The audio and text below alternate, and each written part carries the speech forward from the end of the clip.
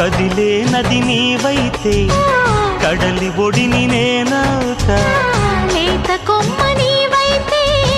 చిగురుటాకు నేనవుతా కొంటె అలవు నీవైతే కంటి పాప నేనవుతా వాన జల్లు నీవైతే పూల ఋతువు నేనవుతా